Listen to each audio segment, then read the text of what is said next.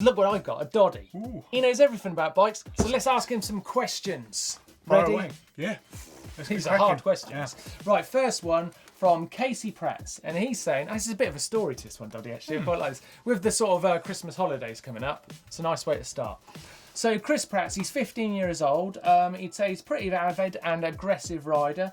Currently has a Specialized Stump Jumper Pro, but he really wants to get into downhill riding. Okay. Don't we all? Yep. Can you please convince his mother he needs a downhill bike and tell her that one more bike in the garage and to add to the collection, it would be a good thing?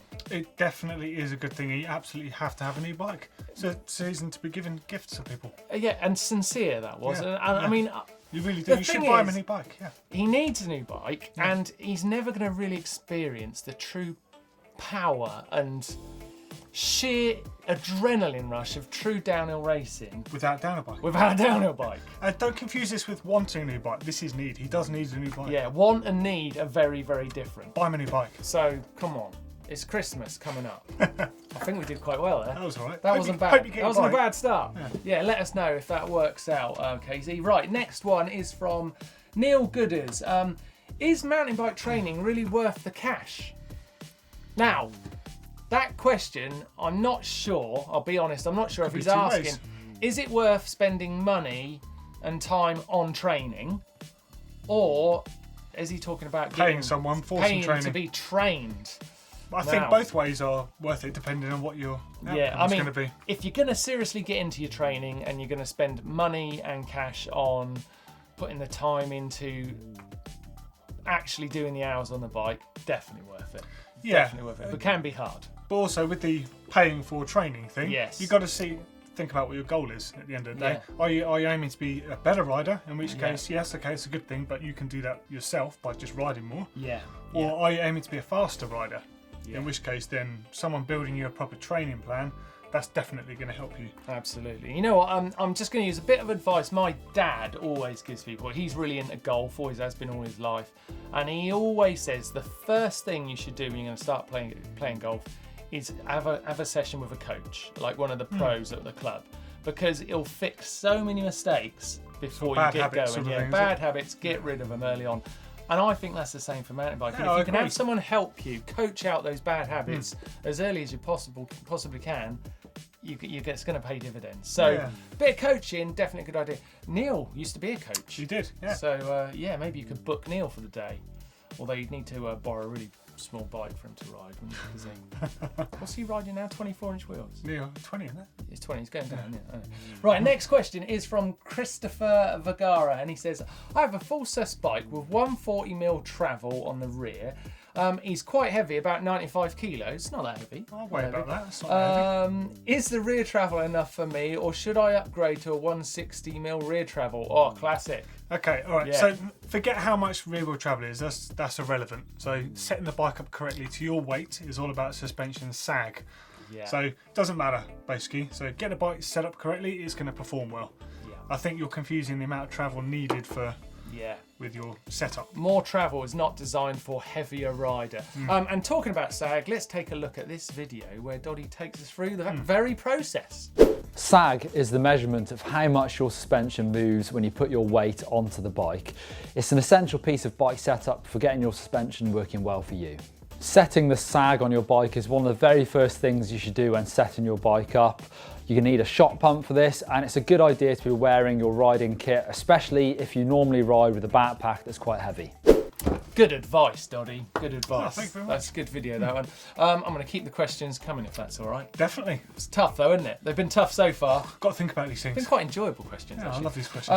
Kyle3 says, sorry, it's just Kyle. I did the classic Kyle. God, three days ago it says. Kyle says, do you guys have any medicine against a bike addiction? I have an XC bike and an enduro bike, and recently bought a dirt jump bike, and I find myself only wanting more bikes. Unfortunately, there is no cure for this sort of addiction. Don't think you've come to the right place. N+1, is it? Yes. Yeah, you need another bike. Yeah, I think That's it's the just only cure. Yeah. Until the next one. No matter how good my bike is, I always want the next one that I see 100%. that looks as nice. Yeah. Like, I love my Canyon, love my Nuke Proof. I still want another bike. Yeah. And what I'm today, after this video, we're going to work on a new bike. Another bike. Yes, yeah. It's just, sorry. Just part of mountain biking. Kyle, I'm happy to say, because I want you to have more bikes. We can't help you there. Menu Adventure says, Martyn is Neil's dad, laugh my... That's priceless, though I must say. I'm getting a lot of hassle for looking older. Am I looking particularly old? I think that was Neil saying I still look old. Anyway, though, Menu Adventure is saying Martyn looks older with a beard, too much grey around the chops. So I thought, Doddy, could I get your thoughts on the beard? Should I keep it? I was thinking Christmas. You're a man of variety. Yeah. Sometimes you go streamlined, sometimes you go bushy. I'm keeping it. And I don't think I look that old. And it is cold, to be fair. Yes, that's true. Jack Rudd, can you use a tyre and can you use a standard tyre and rim to go tubeless? So non-tubeless tyres and rims, do they work? Technically, yes. You might have a problem depending on how cheap or badly made the tyre is. Stan's made the original conversion kits, so you could convert a normal rim by using a rim strip, basically, in a special valve, and a tyre sealant that seals that inside of that tyre. So you can do it, but bear in mind that some cheaper tyres are quite an open mesh design on the way they're constructed, the way they're stitched together. So you basically, the job of the sealant is to seal up those holes. Yes. When you buy a dedicated tyre for tubeless ready systems, it's already sealed. So the sealant only has to seal the holes that are made by foreign objects. Okay. It's a tricky process. It's definitely worth doing, though, isn't it? Makes a big difference. 100%. Yeah. Now, as it sounds, there's a lot of things to think about when going tubeless. So let's take a look at this video. Top 5 mistakes when doing that. So the most important thing with any tubeless setup is your fit between your tyre and the rim. Now, firstly, you've got to start with a tyre that at the very least is tubeless ready. And what that means is the carcass itself is sealed, so the sealant won't actually leak out through this. It's the quick fire round, and I reckon Doddy will need a helmet for this. Oh my God, how because big is this helmet? It's coming in fast. Okay. First question, just your neighbourhood drunk says, damn, Neil is short. I was 5'3" when I was 12. He is short, isn't he? Although he's not 5'3", he's 5'4". I made a joke. He's shorter than you. I made a joke. He is 5'4". BR Evans, I'm going to stop trying to get my comment in now. Shame. Oh, okay. Yeah, shame. Cool.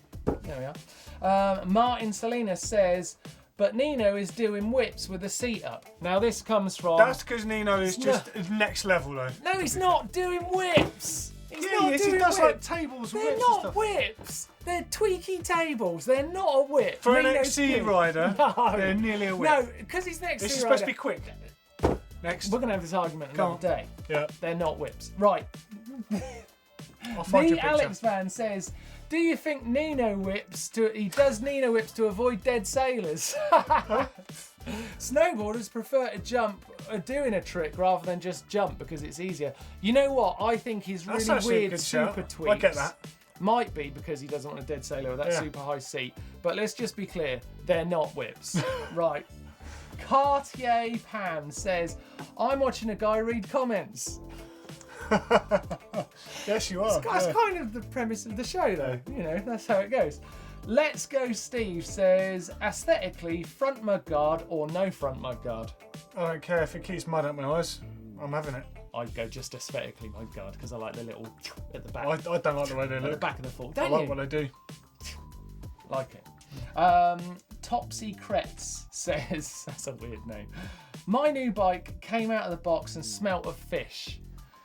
Could it be the pike up front? That's pretty good, actually. Is it definitely pronounced pike and not pikey, That's so though? good. That's good. That's good. Don't ruin it. Don't ruin it. Henry says, would a chain guide on a 1x11 speed work? Yeah. That's the end of quickfire round. All right, that was quick. I was surprised.